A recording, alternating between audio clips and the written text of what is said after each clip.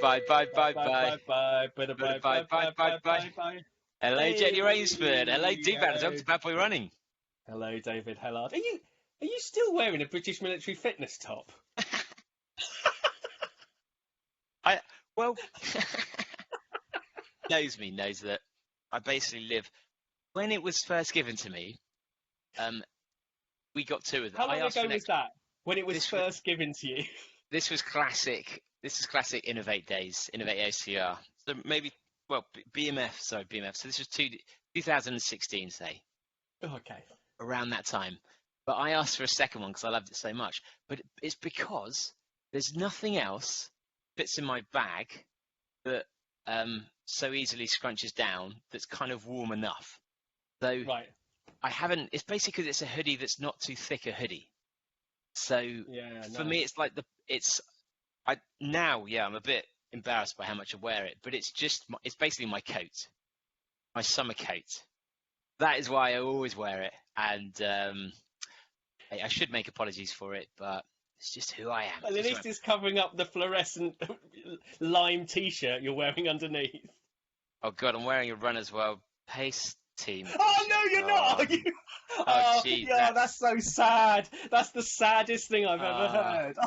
Oh, that is sad. I only pulled that out of the cover because it was it's super thin, and I was just like, oh yeah, it's muggy today. I'll wear that. Hello, darkness, my old friend. It drifts away. Drifts away. But I've got some unusual updates. Oh. However, and this is more. This is family friendly. In some ways, very unfamily friendly. You say it's family friendly. It's absolutely not safe for work. Go on. What are you going to say? So, if you were wondering why we haven't been popping out babies, we've been. Oh my God. We've been wondering the same. So, Breezy's had a test. She's all clear. Yeah. Yesterday, Monday. So after the finals, we can talk about that in a bit. Yeah.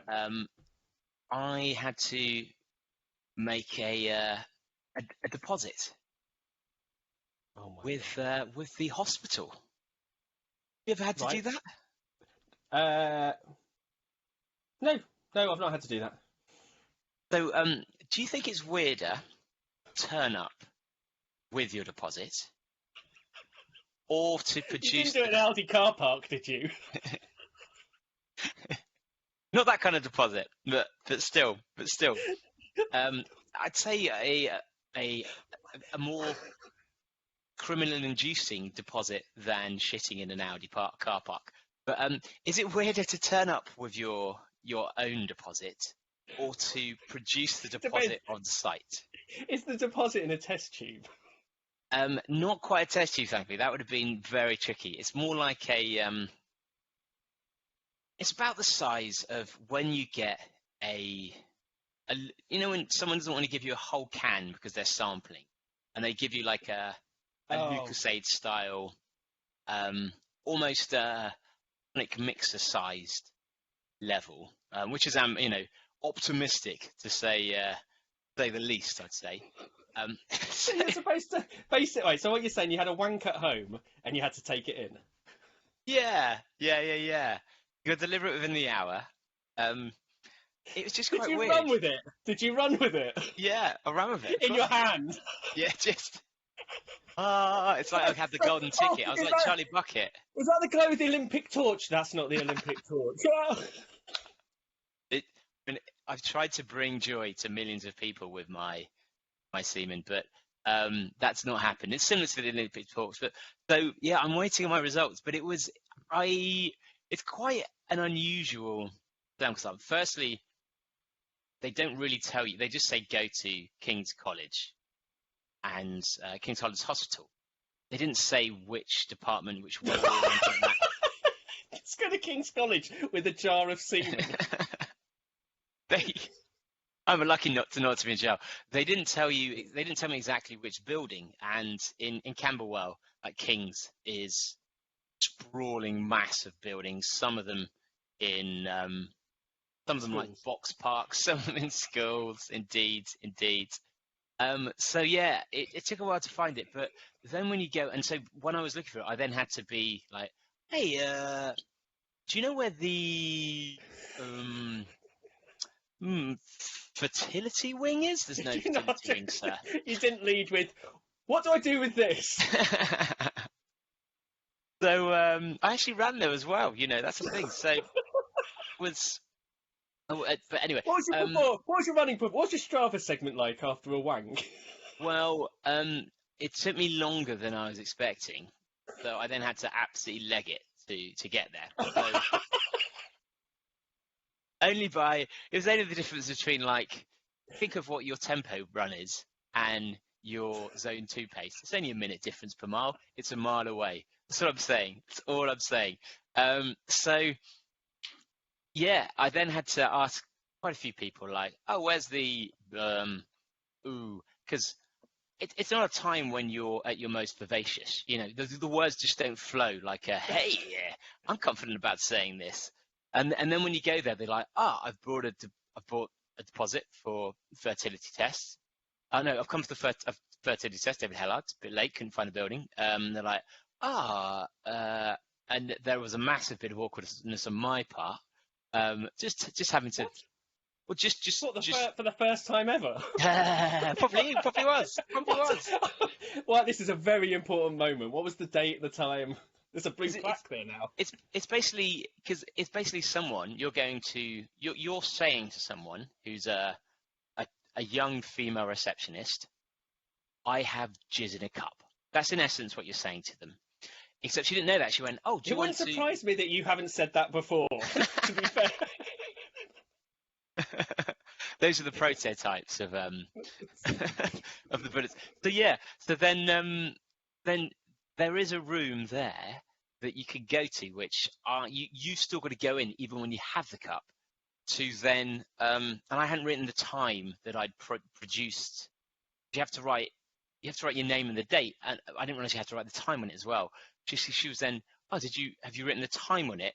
And as I mentioned, I ran there as fast as I could. So the time was almost worryingly recent, I'd say. Someone who isn't delivering on site, questionably close to the point at which I was submitting, like to suggest, just done this on the walk here, in the local park or something like Burgess Park. So then you go in a room, and in the room the room is like, it reminds me of where people slept in Red Dwarf, that kind of space age feel. Oh, okay, nice. And there's then just like a shutter door on the wall that you put your cup in. You then shut the door and you wait for a light to turn off when they've received the sample. Super weird experience. I thought that shutter was going to do something very different when that story started. Yes, that's right. I'm sure someone would try. They're giving tests twice a day. They're giving samples twice a day. But I can't imagine having to, unless you had a crush on Holly from Red Dwarf, I think it would be harder to perform your deposit in that room because it was pretty clinical. Yeah, that's been the start of my week. You're welcome, Do'Badders. You're welcome. How are things with you? In fact, I tell you what, I can't compete with that, to be honest. I mean, I don't want you to compete on the video. Well, we could talk about one of the videos made by Mick for his advert for a number of days left to go until. Oh my God, that was brilliant. Do you want to talk us through? And he's turned off comments. I think he should turn comments on. Come on, back yourself. And you get more engagement then. Do you want to explain what I'm talking about? So Mick Fenwick he's running the Do'Badderstone Blitz, unfortunately on the same day as the Great British Beerathon on the 20th. And so if you want to go to if you're up north, I don't know what is generic northern place. Is it in? Is it in? I don't know where it is. I don't know where. Look at it online. And there'll be loads of stuff on in the group that's promoting it. You probably get an email about it as well. But basically, he's done one video which we've talked about, and you may have seen before, where he's got our favourite. Why can't I remember anyone's names today? I've just been absolutely useless. Where he has Gary Bushell. He has Mike Bushell. That's it. He's got Mike Bushell on Cameo or something to invite me to go to the Do'Badderstone Blitz. But he's obviously trying to rally the numbers, and so again the production quality on these things is incredible. He's roped his son into it. And then he's done a music video where he's running along singing. He's got 21 days to go to the tune of 21 seconds to go, and he's changed all the words, and it's fucking brilliant. It is brilliant. So go onto YouTube and search Do'Badderstone, all one word, double D for Badder, reminder. It's unlisted. Oh no, you can't. Well, is it in the group? It'll be in the group. It'll be in the group. Yeah. Yeah. Go and search for Mick. It's brilliant. And observations I have about the video. 1, Mick has got a very nice house. 2, he's got a cello just there, not mentioned. Doesn't use that. 3, he's got a snooker table. It looks like he's got a full-size snooker table in his house. I mean, that is living the dream, surely.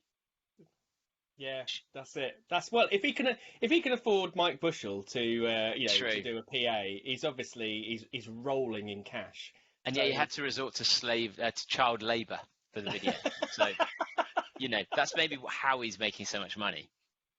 I don't know. I like the idea that people, and I think everyone else has to kind of like step up their game a little bit. I would like more Do-Badder infused lip sync songs. I think there's loads of opportunity to do that, and especially changing the lyrics to make it work.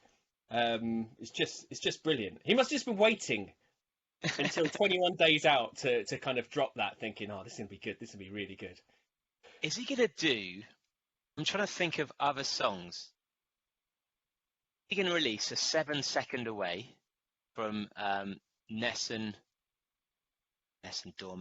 Deer. Is he going to release 4 Hours by Justin Timberlake and Madonna? I think. Oh yeah. Is that what it's called? There was one with Paul McCartney and Kanye West. I mean, these are. I'm struggling to think of time-based songs. 4 or 5 seconds. Does that mean 45 seconds? I don't know. Possibly. So, I mean, the options are there. The options are there.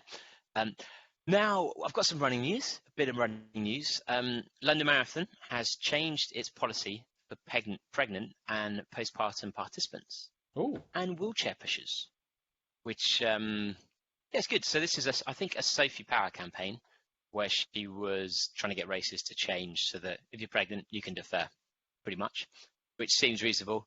And it's one of those campaigns where actually, sometimes people are massively accusing of the races, and you feel a bit sorry for the races because they just haven't thought about it, as opposed to them being like adamantly against. This seems to be quite a nice one, actually, where I don't think there were any accusations. I think it was more like a, hey, guys, can you? And they went, oh, yeah, we will.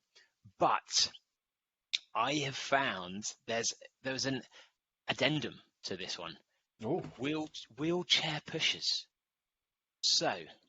Are those sellers of illicit wheelchairs? That's right. Or people pushing wheelchairs. Very difficult. They need to be very specific these days. Wheelchair, mate. Wheelchair. Willie, yeah, if you want a wheelchair, So this is, if you are someone who requires your wheelchair to be pushed, you are now allowed to have your pusher registered. What? Which, yeah, which is pretty sweet, right? So if you don't get a marathon place, you can potentially find yourself a wheelchair user who's got a place, who needs a pusher, and get a place with them. Surely the wheelchair pusher would have had a person pushing their wheelchair lined up. No, because it didn't. You didn't used to be able to. Yeah, I think if you were in a wheelchair, you needed to be able to move your own wheelchair. Oh, okay. So this is for people that can't, and they can now get their pushes. So, oh, I see. Okay. Yeah, this to me screams of like backdoor way into London Marathon. I mean, and also then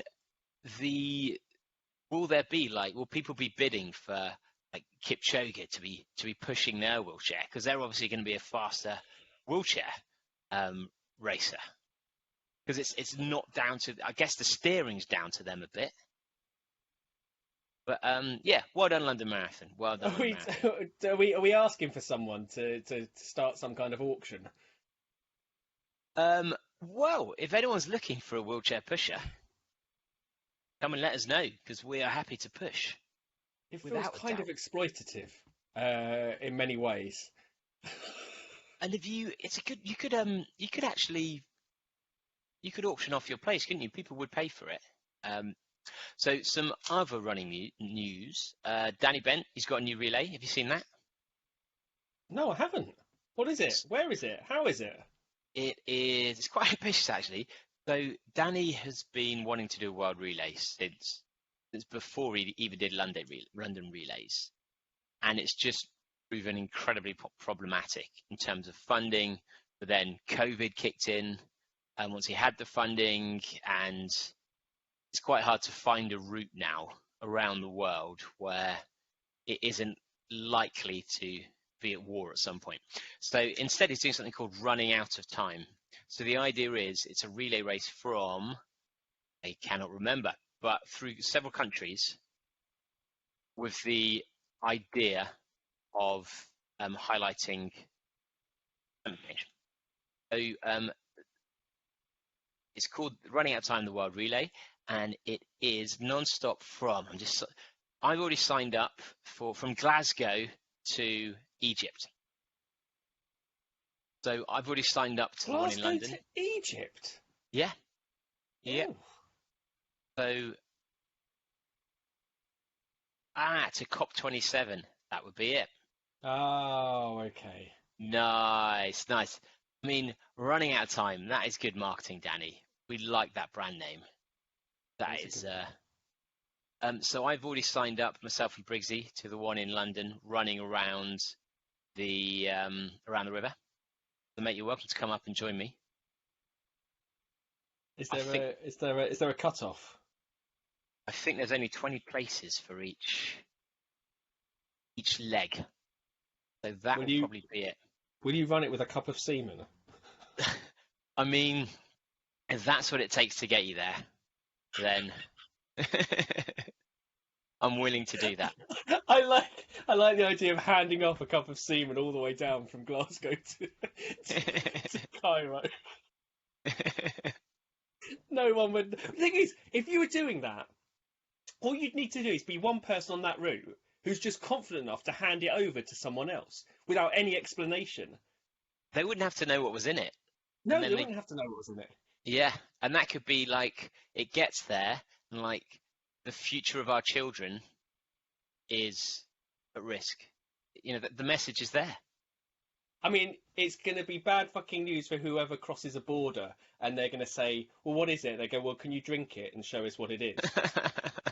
Like the way they make, mothers drink breast milk and stuff because they're evil. It's going to be a Dumb and Dumber moment, isn't it? It is. It's going to be horrific. But Do'Badders, have a look. It's running from Scotland all the way down to south coast of England. So have a look where the route is, because it will be running past a lot of you. Sign up, get a little team out. It's going to be great. Running out of time, and it's only something like £10-15. Sign up, and you get all the goodies and all of that, which is a bargain and just a great thing to be involved with. Nice. Yeah, really nice, really nice. then trying to think of something else that I thought was quite interesting. So I've been hiring I've now got a social media manager. And have you heard of Tattle Life? What? Tattle Life. Tattle Life. Yeah. So one of the people I interviewed, who was good runner, quite a big influencer on Instagram, they were saying how they've kind of pulled back from Instagram because of Tattle Life. But it's I'm fascinated by the transition of influencers, and we've talked about how it seems that top end runners are now being part of these teams and almost getting back some of that funding from the brands by being part of running crews as such. And at the moment, we've got Instagram, where Instagram's so desperate to be TikTok, and so they're not publishing pictures anymore in people's news feed, I don't think, or they're not going to be.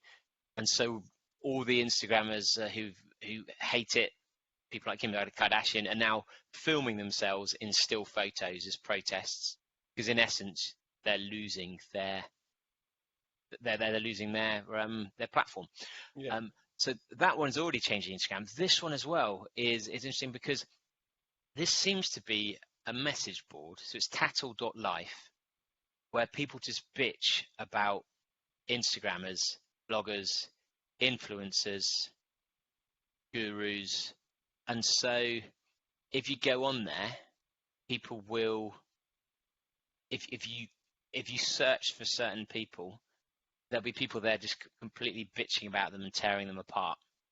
And from what I can gather, for some influencers, it's really turning them off, because that's then being used almost as a pool to try and find stuff that people can use when they're trolling.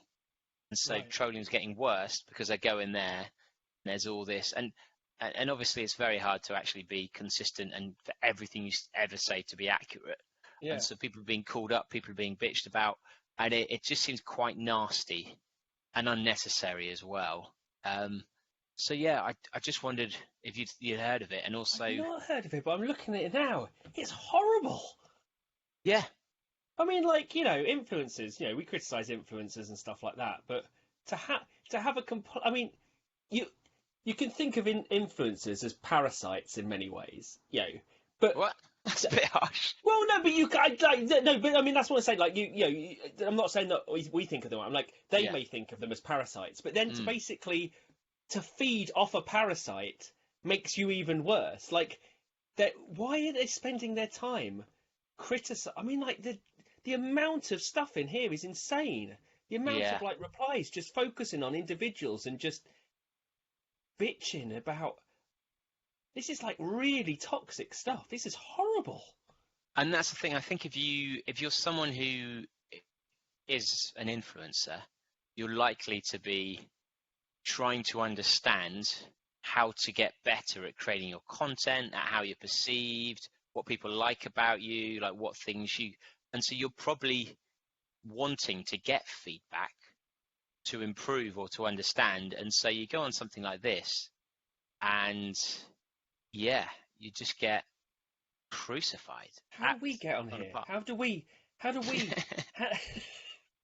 I know we're not well, you're probably closer. You're closer to being big enough to be on here. Not really, just because I don't like Are you bigger than? Well, no, you're not bigger than Jesus. No, are you bigger than Jesus? No, I mean, know who some of these people are. Because I don't use Instagram. We've got Bad Boy Running, but I don't use it personally. Yeah. And Facebook, I don't really post that much. So I just wonder whether will this be closed down, or is this just like a 4chan? Why would I mean I don't different people are different, aren't they? But why would that fucking worry people? I don't know. Actually, I'm saying that I don't know how much abuse and shit that Instagram, what you would get in a day from an Instagram. It might, it could be overwhelming. It could be so overwhelming that, and personal and horrific that actually it's not worth doing anymore. And I only imagine there's a very, very small percentage of people who are actually making so much money out of it that they can just go, well, fuck it, I'm lying in a bed of money, and so I can, I'll easily absorb what you're doing rather than, probably making ends meet but still getting a shitload of abuse for it. And even if there is almost a conflict where if you start to make money from it, you're then probably not going to be able to continue doing that because you've lost your. It's very hard to have enough brands to pay you authentically. Yeah. So as soon as you start promoting things that's not that authentic, you then lose you lose your credibility to a certain extent, and so actually it is quite hard to monetize. Yeah, I mean that's why our approach is probably the best, because if you start off with no credibility, you have nothing to lose. Exactly. Talking about abuse online though, it's been a while, but Pete, our YouTube troll, has popped up with another comment, and this one is brilliant. This one is really good. So on the YouTube channel, our bad stuff, where we talked about Mo, but we also talked about the athletics and the state of athletics and everything else like that. And so Pete's comment here, this is just really good. Did David say Inga Brightson was Danish? Watching you two bumble through a track and field conversation was like listening to me and my dog talk about quantum physics. Also Norwegian, but yeah, I mean, I'll take that.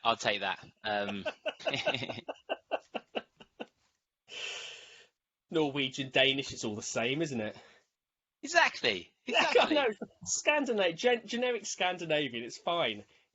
Details like that. That's the thing. If you wanted to have there's so many other channels you could listen to you could have a conversation on track and field for it to be accurate and informed. But where's the fun in that? Exactly. Now I'm trying to think what else we've got stories on. Something that was a few weeks ago that I thought I haven't fully dug into, but quite worrying, is there was an article in the Telegraph that said men be warned running marathons could actually age you. Oh, I saw that as well. Yeah. But not women. No.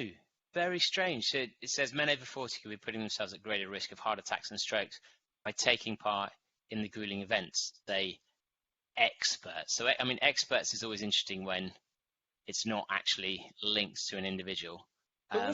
It wasn't. The thing is, it wasn't this commissioned by British Heart Foundation, which makes it especially awkward, because the conclusion was that I think it was in men, it hardens your arteries in a way that ages you by 4 years, but for women, it either reduces the hardening or something like that gives them an extra 6 years. So, but no one can explain it. Yeah, really strange. And actually, what you'd probably want, and it could be that it is shown to do this, is you'd also want to then show, because the assumption is that this hardening around the heart and the thickening is a bad thing, but that's because it's a bad thing in people who aren't healthy. And so the question is, there is a chance that actually it's not as bad. If you're a runner and you are fit, then having this isn't as bad. And that's what it doesn't necessarily explain. So, because it says other studies of making hearts work harder to pump blood around the body can cause, and so it's quite like it's actually quite important that we get this right, because we need to really understand what are the implications of that. And that's the frustration with it, because if we suddenly found out that you've aged your heart 10 years, right, does that mean I died 10 years earlier? Or does that mean if I'm liable to having a heart attack when I get old, it's bringing that forward 10 years. And if that's the case, how liable am I to that if I'm fit enough to be training marathons? And so it's one of those results that actually it's not useful. And well, that's the thing, isn't it? It's like when we had the DNA fit tests. Yeah. And basically the only test for things that you can do something about, because there's no point in you knowing something that you can't do anything about. And this is the same thing. It's like, what are you going to do with that information? Like, yeah, is someone who is running now going to look at that and go, I'm going to stop running? Because that's from the a worry, common sense right? perspective, you're like, well, but surely running's keeping you. I mean, it's hard to measure against that, and it doesn't give you a way forward. And actually, and that's the thing. It should be easy to be able to say how many men run these 10 or more a year. What is their risk of heart disease versus those who don't do more than 10? They should be able to do that, right? Because actually, that's the important thing. If they can then link it to death, higher death rate, you're right. We need to warn people like this. But if they can't link it to death rate, then it could just be an anomaly that, weirdly, if you're super fit, you get a bigger heart that is really bad for you if you're not super fit. But if you're super fit, it's not bad for you. That's what we need to find out, right? In fact, it says James Leaper, Professor James Leaper from the British Heart Foundation. We're going to get him on the podcast, or try to get. He said further research is needed. Getting on the podcast to explain this, because this is really big. Because most people listen to I'd say a good number of people who listen to the podcast are over 40, and a good number of them are men. Well, as a result of reading this, I've stopped running because I just don't want to take that risk. It's true. You were always ahead of your game. I am ahead of my game. I knew this shit would come out in the end. Really important that you stay ahead of the curve when it comes to this kind of science. But do-badders, I'll put this in the group, because this is another one I'd love the feedback from. When you see an article like that, do we have our own confirmation bias enough that we dismiss that, or have people read it and thought, actually, this is fairly important, that we find this out, because I'd rather not die early, take a marathon. So I'll put it in the group, but if you let me know if you've got a strong view on this, then message me, David, at letters@badboyrunning.com. And a while back, we posted about the peril scale. Peril scale. So I can't remember what triggered this, but there was a race that we'd talked about in the past where a lot of people got injured because of just bad organisation. Oh, that was right. It was Trail Plus, the Trail Plus event, Trail Pursuit. Not Trail Plus, Trail Pursuit. Oh, yeah. Companies need to get that. Trail Pursuit, which ran a kind of Love Trails style festival in the Lake District. Said it was a half marathon, it said it was a marathon course. Cancelled the course, did 2 laps of the half marathon. The half marathon was taking most people over 3 hours, because it was so incredibly hard and technical, even though they'd advertise it as a beginner series. Yeah. So that's when we'd ask, like, what level of peril do you think is acceptable? So what is the percent that if you knew X percent of runners ended up in first aid in some way, you'd be put off a race? What would yours be? Do you include first aiders' chafed nipples as well? Because that's got to be the largest amount of first aid that is administered on. You wouldn't go to first aid tent, though, would you?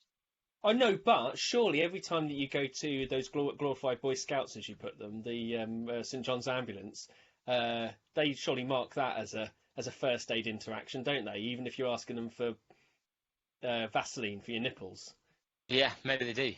Maybe they do. Well, what would your percentage be?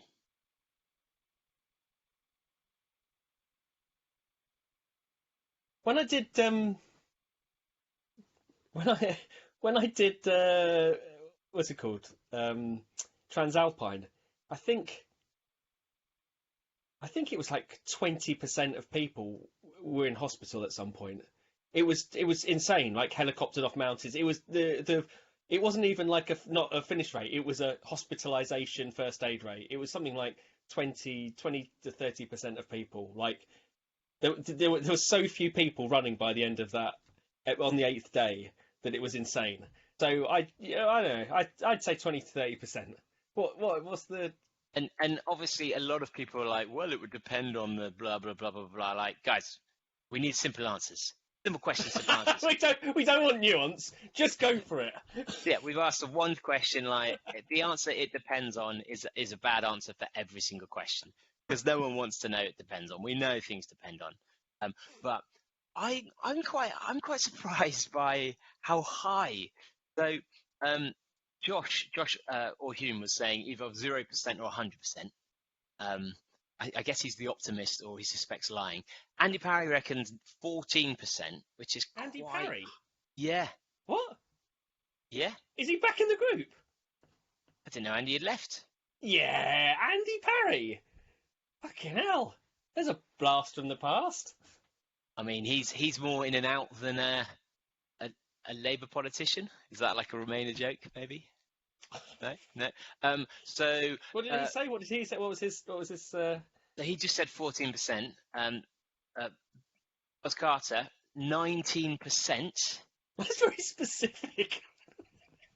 Like Fee Silk was saying, 10% be asking questions, 20% should be very concerned indeed. So actually, all the answers that have actually given specific answers, they're all between 14 and 20, or 10 and 20%. Which to me is quite high to have people in the medical tent. And actually, really high. Andy, if you are listening to this, what is the percentage of? I think it depends. If it's a multi-day thing, I think the percentage is fine to be as high as 20%, because lots of things happen over that period of time. If it's a half marathon and it's 20%, you're like, fucking hell, what has happened? Yeah, because and I know we all think like we'd never be that percentage in our head. If it was 99%, most of us be thinking I'll be fine. I want to know, actually, aside from the sort of the trail pursuit, like what I'd like to know what the most dangerous races are, and who advertises them as that as well. Like, yeah. there must be a few guys. So like, Do'Badderstone, you must know like dangerous races where you're like, fucking hell, this is, yeah. You know, and I'm sure there's a load of fell races and stuff like that, but there's got to be some mass participation races which are kind of right on the edge. That's going to be a question for next week. What's the most dangerous race? And this isn't not failure rate. That's very different. No, not failure rate. Danger rate. And I think that the comment that got the most votes was Lawrence Baldwin. It's the ones that don't make it back to the first aid tent you need to worry about. It's a good point. If everyone's dead out in the desert, then it really matter what percentage get into the tent, does it? That's a very good point. Wow. We were only going to do a short record today. I know, and we haven't even talked about the football. I haven't even talked about the football, that's fine, isn't it? We're running podcasts. I did go though. Oh, it was great. But maybe we'll tell that story next week. Maybe not. Depends on what news we get and the feedback. But if you'd like us to interview any guests, then let us know. Let us at david@badboyrun.com. We go out there and we get them. And in terms of episodes we've got coming up, we've got some, not only do we talk to Yuri, who is the manager of NN Running that has Kipchoge, Bekele, it's got Jake Smith, the very best runners in the world. We've got lovely interview of Andy Badley coming up, who founded the running channel, Olympic runner himself. We've I can't remember the rest, but so we've got and John Albon, we haven't released that one yet. And we've got Tommy Price, who was pronounced dead for 3 hours on a fell. So those are all coming up in the next few weeks. So do subscribe. and leave us some reviews because they help get us the guests on. Yeah, if you want to head over into the Facebook group, head there, type in Bad Boy Running Podcast, answer 3 questions, and join the discussion. If you want merchandise, head to store.badboyrunning.com and pick yourself a lovely piece of red tat. And sign up to Mick's Do'Badderstone Blitz. Yeah, get in there, get it. His video deserves it. And if anyone's in London wants to come to the beerathon, we've got about 8 places left. Just search beerathon, get a ticket, and we'll see you then. Well, thanks for listening, guys, and we will see you next time. See you later. Bye bye bye bye bye bye bye bye bye bye bye.